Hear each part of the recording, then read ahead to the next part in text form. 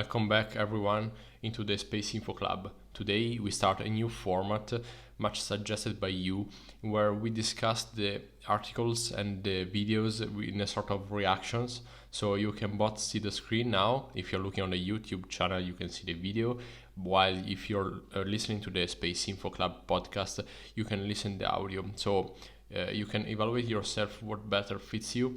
We try to give you the best content for the best way to listen or to watch it. So we start to presenting, indeed it's the first video of this format, what the Space Info Club is.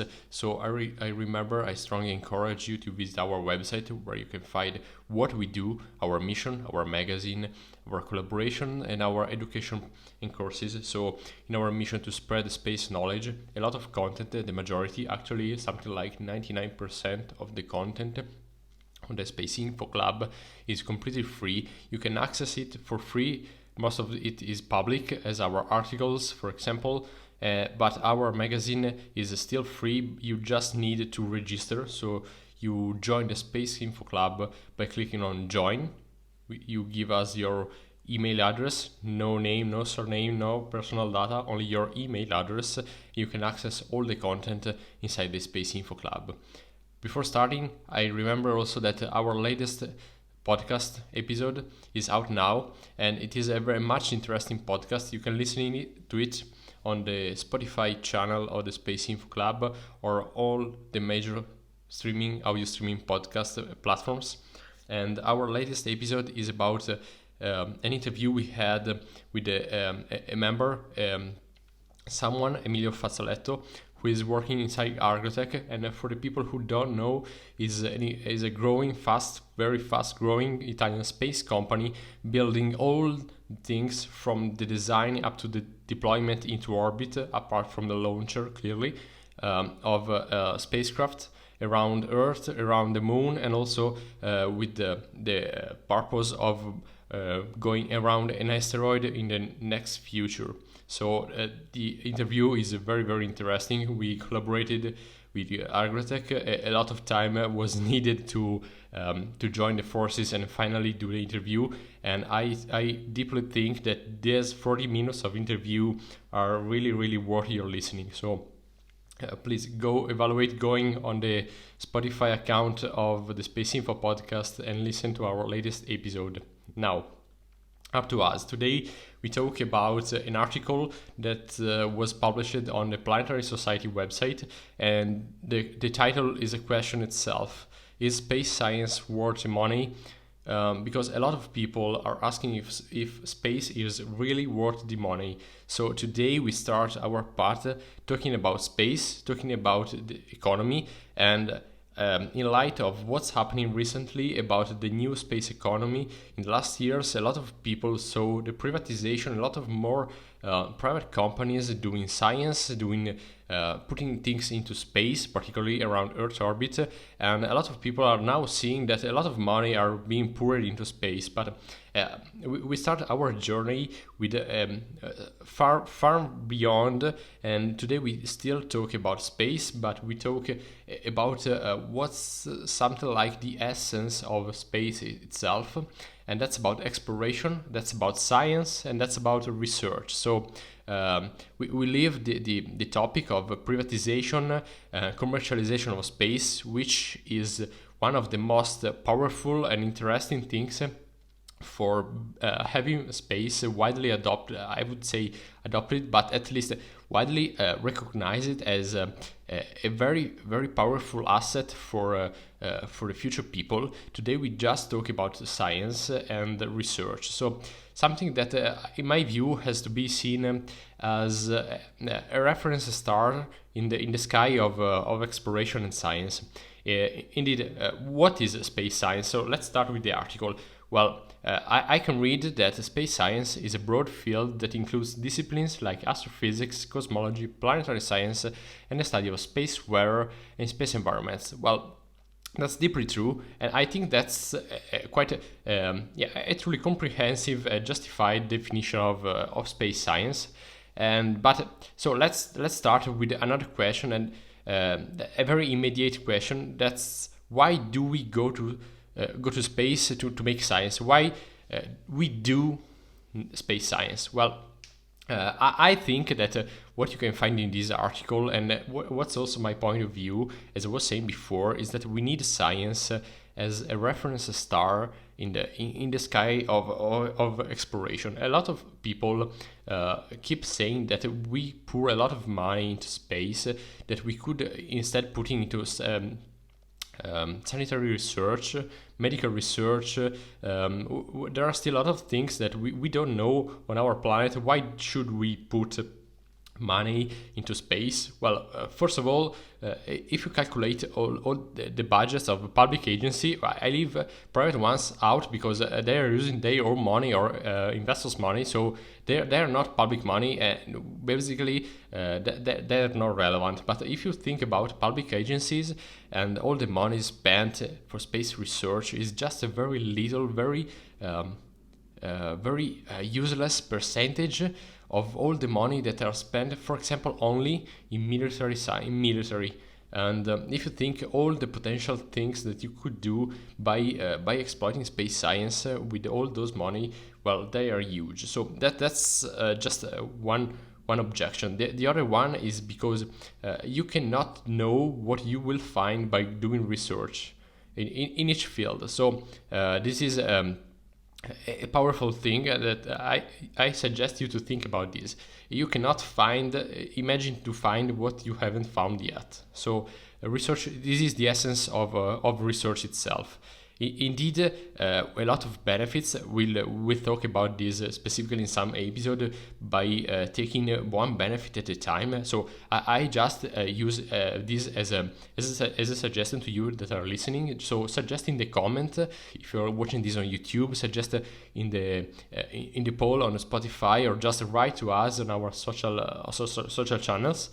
We are more than 130,000, so I hope that these numbers will also come on YouTube, and so share with this video, with this podcast with your friends. And so what do you think are the benefits of space? So first of all, space science is definitely worth the money. Well, for example, we can take the words of NASA Administrator Mike Griffin. Well, first of all, as we can see in this article, we can read that although governments around the world understand the value of basic science, well, it can be hard to prioritize its funding given the variety of competing needs within a nation. NASA's space science program in 2024 amounts to roughly 0.1% of all the annual US spending, which represents a decrease in recent years. So, again, we read that in a famous speech in 2007, former NASA administration Mike Griffin, maybe someone of you will remember him, differentiated between the real and acceptable reasons for exploring space. So this can be the beginning of, for example, some famous cuts in the budget of NASA, for example, but one reason, apart from, for example, the real and the purest reasons behind space research, can be that space programs, space exploration particularly, are usually 100% of the times are brought on by public agencies. So they are not done for the direct profit, so you don't have a direct return on that investment.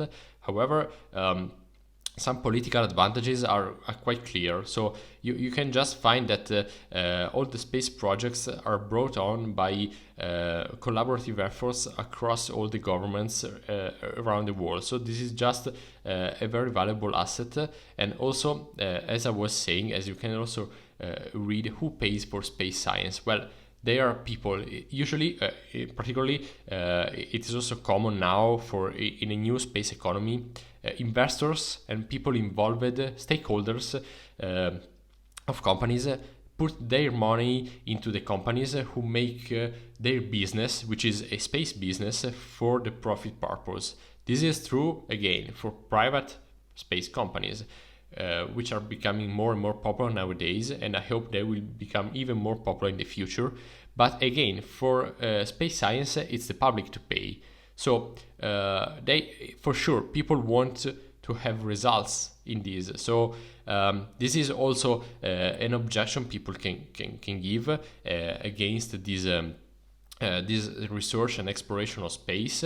For example, when the James Webb Space Telescope sends back, for example, some famous images of nebulas and astronomical amazing images, we all get to bask in the beauty of the cosmos. And when for example, Mars images are sent back to Earth, we are all happy. We all see how we are capable, strong, and ingenious to explore our space, and again, being capable of going on another planet, taking some photos, seeing what's happening there, and sending back images. So okay, but again, this is just the beginning. This should be the beginning.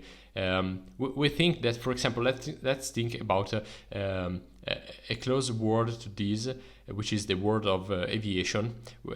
People started flying, building airplanes, not just as a game, but something very close to it.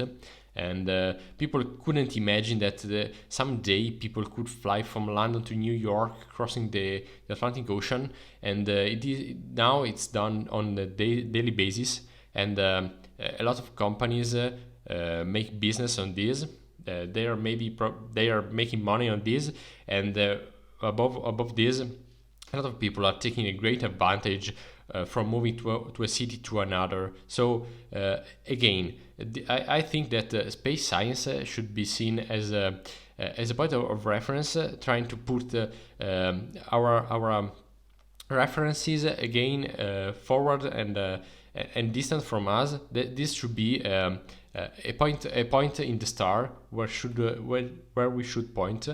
And again, pointing to this, we can build a deeper, stronger exploration. And also particularly, we should talk about new space economy, for example, and companies making and trying to make profit now in Earth orbit. So if we put into perspective, for example, we have people living on our planet and companies making and building spacecraft that fly into our planet's orbit.